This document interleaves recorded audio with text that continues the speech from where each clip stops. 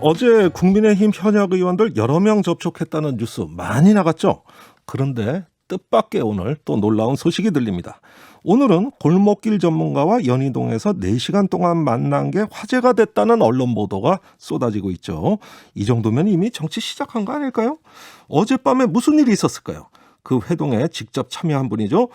장예찬 시사평론가 전화로 연결돼 있습니다. 안녕하십니까? 안녕하세요. 장예찬입니다. 네, 우리 장예찬 시사평론가가 여러 방송에서 논객으로 활약하고 계셔서 청취자분들 많이 익숙하실 것 같아요. 윤석열 전 총장과는 그 전부터 인연 있으셨나요? 아니요, 별다른 인연은 사실 전혀 없었고요. 아하. 제가 방송에서 이야기하는 것들이나 페이스북에 쓰는 글들이 여러 경로로 윤 전 총장에게 전해졌는데 그걸 좀 눈여겨보고 있다가 지난주에 저한테 연락이 왔습니다. 어떻게요? 그냥 휴대폰으로 연락이 온 겁니까? 그렇죠. 전화가 온 거죠. 마음이 통하는 것 같은데 얼굴 한번 보자. 이런 식으로 연락이 와서 제가 지난주 금요일에 만나서 좀 오랜 시간 저도 대화를 따로 나눴고요. 그 대화 끝에 이제 이런 현장 행보나 국민들을 더 많이 만나는 행보에 일정 부분 동행을 하고 약간의 역할을 하자. 이런 제안을 해주셔서 그렇군요. 첫 번째 행보로 이제 모종린 교수님 만나는데 동행하게 된 겁니다. 전화 받으실 때 많이 놀랐어요? 아니 일단 놀랬다기보다는 처음에 이게 진짠가라는 의심을 좀 하게 되잖아요, 사람이. 장난 전화 아닌가 의심하게 되는데. 그런데 이제 금방 이제 진짜라는 건 알 수 있었고요. 제가 주위에서 이제 윤석열 전 총장이 이런 이 방송에서의 발언이나 글들 같은 경우를 꼼꼼하게 잘 찾아본다. 이런 이야기를 많이 들어서 진짜 그런 말이 사실이구나. 굉장히 어떤 이 미디어에 대한 관심도 폭넓게 가지고 있는구나라는 점을 좀 확인할 수 있었습니다. 네, 그렇군요. 이번에도 이런 어떤 시사평론까지 다 챙겨보고 있는 거 아닌가 하는 저도 그런 느낌이 듭니다. 본인이 다 챙겨본다기보다는 주위에서 이런 것들을 잘 추려서 조언해주는 좋은 분들이 많은 것 같아요. 그렇습니까? 그렇지 않을까요? 알겠습니다. 그러면은 그런 주위의 분들 중에 아시는 분들 좀 있습니까? 저는 주위에 다양한 정책 제안이나 정무적 조언을 해주는 훌륭한 조언자들이 많다. 이 정도는 알고 있지. 저와 윤석열 전 총장 사이에 접점 역할을 했다거나 고리 역할을 했던 분도 전혀 없고. 보통은 윤석열 전 총장의 이 연락하거나 사람을 만나는 스타일이 제가 이번에 경험을 해보니까 누구를 통하고 막 격식을 차리고 이런 스타일이 아니에요. 그냥 그렇군요. 본인이 직접 연락해서 만나자 이렇게 이야기를 하는 스타일이고 모종린 교수님 만날 때도 그동안 모종린 교수님을 방송에서 또 책으로 많이 접하고 이 모종린 교수님 주장에 호감이 있어서 윤 전 총장이 직접 연락한 것으로 알고 있습니다. 그렇군요. 이렇게 자료를 챙겨주는 분 또 많이 있지만은 연락은 또 직접 한다. 그런 스타일 알 것 같습니다. 그런데 만나신 장소가 연희동이에요.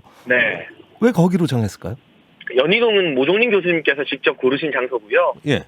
그 중에서도 이제 연희동의 연남장이라는 복합 문화공간에서 만나자는 제안을 해주셨는데, 그 복합 문화공간이 청년 예술가나 청년 소상공인들이 지역 주민들과 함께 이 지역의 경제 선순환이 될 수 있는 상품도 팔고 전시도 하고 카페나 레스토랑도 운영하는 그런 곳입니다. 일종의 동네 커뮤니티인데 그런 문화공간이 많이 생기는 게 전국 각지의 골목 상권을 띄울 수 있는 길이라고 모종린 교수님께서 말씀을 해주셔서 그분 선택에 따라 연희동에서 만나게 된 겁니다. 그렇군요. 그런데 장소를 옮겨가면서 4시간 만났다고 이렇게 알려져 있습니다. 그 가신 문화공간하고 또 어디입니까? 이제 그 전시 공간에 가서 지역 예술가들이 이제 골목 상권 띄우고 있는 그런 전시 갤러리 이런 곳을 한 곳도 둘러봤고요. 마지막으로는 연희동 거리를 걷다가 원래는 전혀 계획이 없었는데 모종린 교수님의 단골집인 한 선술집이 있습니다. 이제 선술집이요? 청년 사장님이 혼자 운영하시는 곳인데 그 손님도 굉장히 많더라고요. 근데 그곳에 즉흥적으로 여기 들어가서 좀 이야기 좀 더 하자 해서 마지막 그 3곳을 거치게 되었습니다. 그러면은 끝난 시간이 대략 몇 시쯤입니까? 거의 9시 반 정도 조금 넘었던 것 같습니다. 그렇군요. 초저녁에 만나서 꽤 늦은 시각에 헤어지셨어요. 자, 그러면 어떤 이야기를 나누셨는지 한번 여쭤보겠습니다. 그 복합 문화공간에 가가지고 거기서 그 윤석열 전 총장하고는 어떤 대화가 나왔습니까?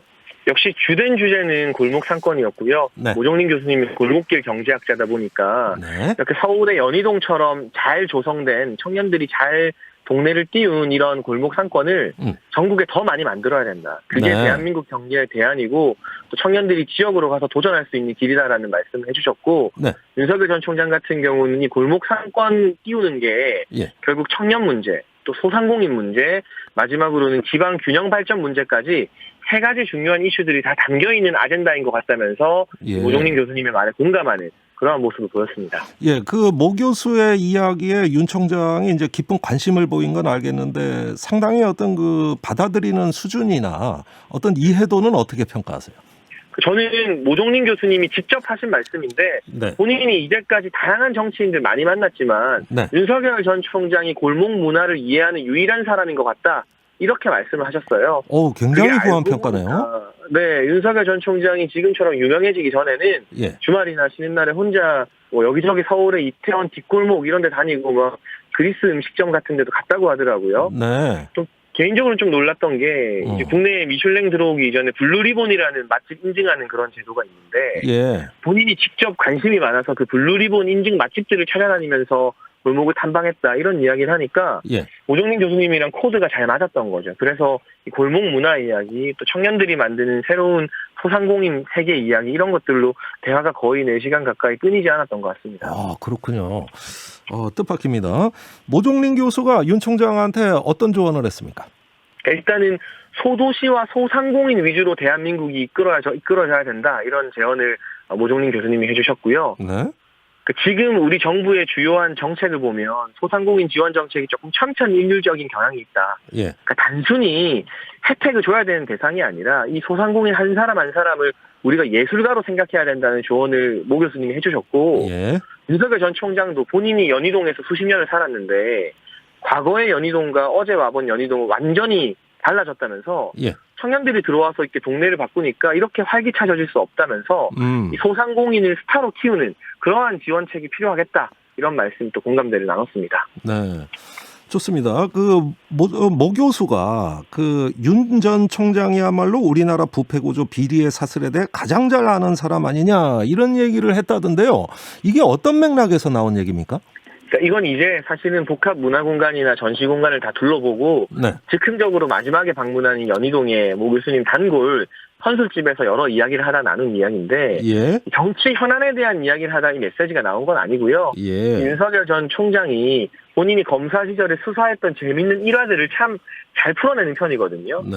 이 수사 이야기를 듣다 보니까 이 모종린 교수님이 수사에 있어서는 뭐 두말할 필요가 없는 검증된 인물 아니겠어요? 그렇다 보니까 대한민국 부패 구조 또 비리의 사슬 제일 잘 아는 사람이 윤석열 전 총장이다 이렇게 말씀하셨고 네. 저는 이 뜻이 국민들이 또 대다수의 상식을 가진 시민들이 윤석열 전 총장에게 기대감을 품는 본질적인 이유라고 생각을 하는데 예. 이 이야기를 들은 윤 전 총장 그냥 뭐 웃었죠 말없이 그 부분에 예. 대해서. 특별한 다른 반응은 없었고요.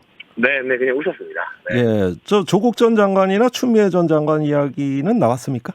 아니요, 정치 현안에 대한 이야기는 전혀 나오지 않았고요. 예. 사실은 저도 놀랄 정도로 이 골목 문화에 대해서 두 분의 대화 코드가 잘 맞아서 예. 전국 각지에서 어떤 지역이 청년들 덕분에 뜨고 있는지 또 최근에 윤석열 전 총장이 강릉 다녀왔는데 예. 강릉에 굉장히 독특한 커피 문화나 맥주 문화가 발전하고 있잖아요. 그렇죠. 유명하죠. 네. 그런 부분들이 대한민국 지방 소도시의 어떤 이 생태계를 구성하는 탈출구가 될 수 있다. 예. 해결책이 될 수 있다. 이런 이야기 막 강릉에 대한 애정이 또 윤석열 전 총장이 상당하더라고요. 어허. 그런 이야기 막 하다 보니까 정치 현안에 대한 얘기를 모종린 교수님이 먼저 꺼내지도 않았고 예. 저도 그 자리에서 골목 이야기, 문화 이야기를 주로 했고요. 청년 이야기, 소상공인 이야기 제일 많이 했습니다.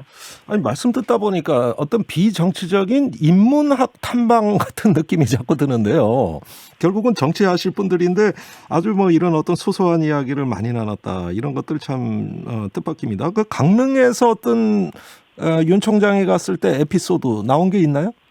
뭐 강릉 윤 총장이 갔을 때 이제 시민들이 많이 알아보고 이런 부분에 대해서 예. 윤 전 총장 불편하지 않았느냐 이런 의식들이 있는데 그게 아니라 예. 원래 그렇게 사람들이랑 잘 섞이고 소통하고 하는 게 편안한 분이고 그동안 사실 어떻게 보면 검찰총장 사태 이후에 사람들을 좀 덜 만났던 게 오히려 불편했던 거죠. 예. 그래서 이제부터는 사람들 더 많이 만나겠다. 또 길 가다 알아보는 분들이든 국민들이든 좀 공개적으로 많이 소통의 접점을 늘리겠다. 이런 의지가 좀 엿보였던 것 같고 어허. 정책 이야기를 주로 했는데 청년이나 소상공인 이야기보다 중요한 정치 이야기가 과연 저는 뭐가 있을까. 정치권에서 뭐 누구 개파다, 누가 이긴다 이런 거보다는 예. 청년 이야기, 소상공인 이야기에 4시간 정도 집중할 수 있는 게 만약 평가를 한다면 훨씬 더 나은 방향의 정치 이야기가 아닌가, 정치 만남이 아닌가 하는 생각 개인적으로는 하고 있습니다. 네, 정치 이야기보다는 정책 이야기를 주로 대화 주제로 올리셨다는 말씀 같아요. 네, 그렇죠. 네. 그런데 윤 총장 행보에 뭐 일거수일투족을 다 언론이 주목하고 있지 않습니까? 이런 어떤 네. 세간의 그 관심에 대해 가지고 어떤 윤 총장이 반응 보인 그런 말들이 있었습니까? 근데 사실 윤석열 전 총장이 제가 봤을 때 결정을 내리면, 숙고의 결정을 내리면 좌고우면하는 스타일이 아닌 것 같아요. 직진하는 스타일인 것 같아서 네. 언론이 관심을 많이 가진다. 예를 들면 최근에 국민의힘 정치인들과 만난 게 알려지면 뭐 입당설이다 이런 게 퍼지는데 예. 그게 일부 사실이 아니고 오해가 불거진다 해도 그런 걸 막 크게 염려하거나 미리 계산하는 스타일은 전혀 아니고요. 예. 저만 봐도 뭐 그동안 지켜보셨다고 하지만 금요일에 만나서 대화 나누고 바로 이 다음 일정에 동행하자 이렇게 제의하는 걸 보면 예. 한번 선택을 하면은 행보나 이런 것들이 굉장히 빠르다. 예. 추진력이 있다. 뭐 그런 생각을 합니다. 네. 자, 빠르다, 추진력이 있다 이런 말씀하시는데 대선 출마에 대한 결심, 좌고우면하지 않을 그럴 결심 쓴 것 같습니까? 저는 뭐 좀 무르익고 있지 않나 하는 생각을 하고요. 예. 주위에서 많은 조언하지만 최종 결정은 역시 오롯이 본인이 내려야 되는 거죠. 하지만 예. 국민과 소통을 늘리고 특히 강조를 많이 했던 게 다양한 청년들 많이 만나고 싶다는 것이었거든요. 아마 네. 그런 일정들이 앞으로 많이 있지 않을까 예상이 되는데 네. 국민을 만나고 무엇보다 청년 세대를 많이 만나겠다는 것은 사실상 예. 대한민국이 갖고 있는 문제에 본인이 직접 뛰어들겠다는 뜻으로 해석해도 큰 무리는 없지 않을까요? 예, 사실 결심은 거의 굳어졌다 이렇게 해석해도 되겠습니까? 뭐 제가 그 해석에 대한 답을 내려드릴 수는 없지만 많은 분들이 이야기하는 게 뭐 크게 틀리지는 않지 않을까 싶습니다. 예, 지금 우리 평론가님 말씀 듣다 보면은 계속 그 3인칭으로 모 교수가 또 윤 전 총장이 이렇게 얘기하세요. 본인도 참석하셨으니까 어떤 조언을 하셨을 거 아닙니까? 저는 이제 골목상권 이야기하면서 이 젊은 사람들의 문화와 공감대를 좀 많이 아는 게 필요하다. 그러기 위해서는 다양한 청년들 많이 만나야 된다. 이를테면 골목상권에서 잘 돼서 뜬 청년들도 있어요. 청년 스타트업 대표나 이 문화공간 대표들. 예. 그런 분들 만나는 것만큼이나 사실은 소외돼서 목소리를 못 내는 청년들도 더 많이 만나야 된다. 예. 이런 말씀을 주로 드렸고요. 예. 어쨌든 다양한 사람, 특히 뭐 정치권에 있는 사람이 아니라 저는 정치에 관심 없는 분들을 많이 만나는 게 중요하다. 예. 이런 차원의 조언을 그 자리에서 좀 많이 드리려고 했습니다. 좋습니다. 그런데 정치인도 많이 만나고 계시는 것 같아요.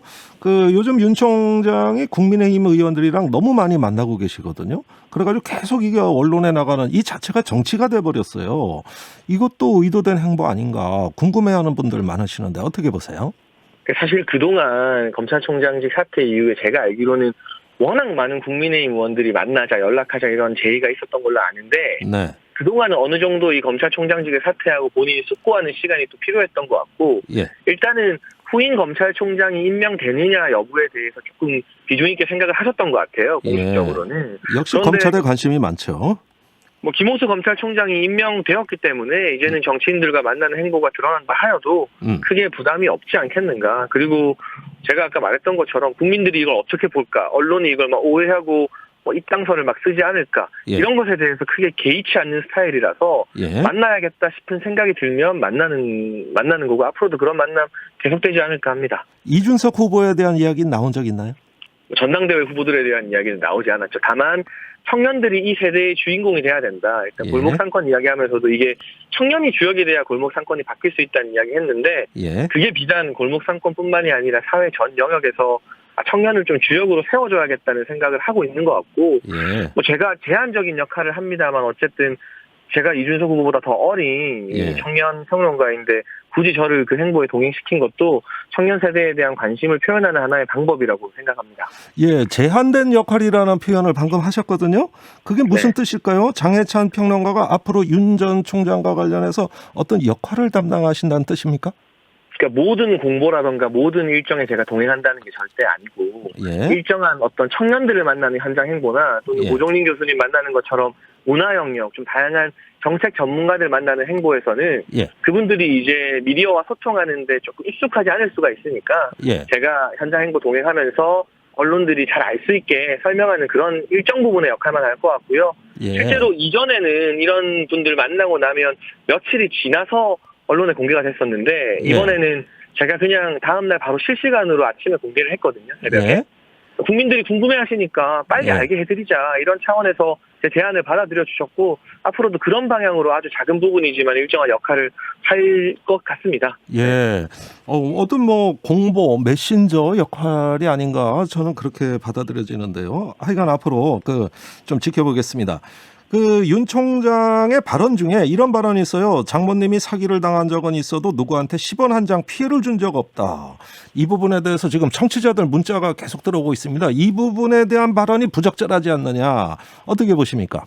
일단 제가 알기로 이 장모님 사건에 대한 윤석열 전 총장의 공식 입장은 네. 장모님 사건을 변호하는 변호인단이 있습니다. 모든 문제는 그 변호인단에 일임한 것이고 본인은 변호인단 선임부터 변호하는 문제에 일체 개입을 하고 있지 않다. 예. 이것이 유일한 공식 입장인 것으로 전달을 받았습니다. 아, 그렇군요. 공식 입장은 그렇다. 알겠습니다. 자, 지금까지 윤 전 총장의 이렇게 만나는 그 전문가들, 학자들 이렇게 면면을 보면은 어떤 특징이 있을 것 같아요. 이게 뭐 이분의 이념 성향 또는 관심 분야 이런 것들을 좀 짐작할 수 있을 것 같은데 좀 총정리를 한번 해 주시죠. 네, 저는 세 가지 키워드로 제가 나름 요약하자면 반문, 중도, 그리고 청년이라고 생각을 하는데요. 예. 만났던 이 정책 전문가들이 대부분 문재인 정부의 실정이라 평가받는 부분을 아프게 꼬집는 분들이거든요. 예. 모종린 교수의 골목 상권도 지금 골목 상권 소상공인들 얼마나 힘들어하고 있습니까? 여러 가지 코로나 요인뿐만이 아니라 뭐 급격한 최저임금 상승이나 이런 부분의 피해를 직접으로 받았던 분들이 소상공인이기 때문에 이 행보에 문재인 정부의 실정을 좀 비판하는 그런 메시지가 담겨 있는 것 같고 다만 이분들이 뭐 가격한 보수 성향을 보이거나 그런 정치 활동을 하셨던 분들은 거의 없어요. 그래서 중도를 같이 가져가겠다. 중도를 포용하는 그런 행보인 것 같고 마지막으로는 이 모종린 교수 만나서도 그렇고 유현준 교수님도 LH 사태 이야기했는데 LH 사태 최대 피해자가 청년 계층 아닙니까? 네. 또 청년 임대주택에 대한 비판도 강도 높게 하셨고요. 모든 메시지에서 청년이 나온다는 점에서 반문, 중도, 청년 행보를 하고 있다고 평가하겠습니다. 중도 행보는 김종인 전 비대위원장하고도 비슷한 어떤 그 코드 같거든요. 그렇다면은 한번 만나야 되지 않겠습니까? 뭐 두 분이 언제 만나실지는 아마 두 사람 사이에 누군가 개입하는 일은 없지 않을까요? 직접 소통을 하시지 않을까 싶고 윤석열 전 총장의 5.18 메시지를 보게 되면 적어도 이 5.18을 부정하거나 5.18 정신에 대해서 폄훼하는 아주 극단적인 사람들과는 내가 함께 가지 않겠다는 뜻을 분명히 밝혔기 때문에 그 부분은 이제 5.18 묘역에서 무릎도 꿇으시고 참배를 했던 김종인 전 위원장의 메시지와 어느 정도 겹치는 흐름도 있지 않을까 싶은데 실제로 연락을 하실지 만날지는 두 분만이 아시겠죠. 글쎄 빨리 만날 것 같은데 의외로 늦어지고 있어요. 국민의힘 입당은 언제쯤 할 것 같습니까? 그것도 제가 정말 원론적인 말씀밖에 못 드리는 시사평론가 입장에서 전망하신다면? 조언은 굉장히 많이 나오고 있는데 그런데 본인이 결정해야 되는데 저는 국민의힘에 입당을 하면서 시기보다는 만약에 입당을 하게 된다면 특별한 특혜를 바라지는 않을 것이다. 지금 뭐 평당원 이야기도 나오고 있는데요. 알겠습니다. 뭐 내가 유력한 대선 주자고 지지율이 굉장히 높으니까 특별한 대우를 해달라. 무슨 특위 위원장을 해주고 조직을 만들어달라. 이런 요구는 전혀 하지 않으실 것 같아요. 그런 어떤 특혜라던가 이 허례허식을 굉장히 싫어한다는 인상을 제가 많이 받았기 때문에 만약에 하게 된다면 일부 지금 보도가 나오는 것처럼 평당원으로 아무 조건 없이 그냥 하게 될 가능성이 조금 있지 않을까 그런 생각을 해봅니다. 아니 가능성이 조금 있다. 이게 제가 감을 못 잡겠어요. 이거 앞으로 좀 굉장히 많은 이야기를 하고 있는 거 아닌가요? 시기는 제외하고 여러 가지 형식이나 이런 부분에 대해서는 나름대로. 알겠습니다. 뭐 소박한 형태, 소탈한 형태를 유지할 거라는 말씀으로 이해하고요. 오늘 말씀 여기까지 듣겠습니다. 말씀 감사합니다. 감사합니다. 장예찬 시사평론가였습니다.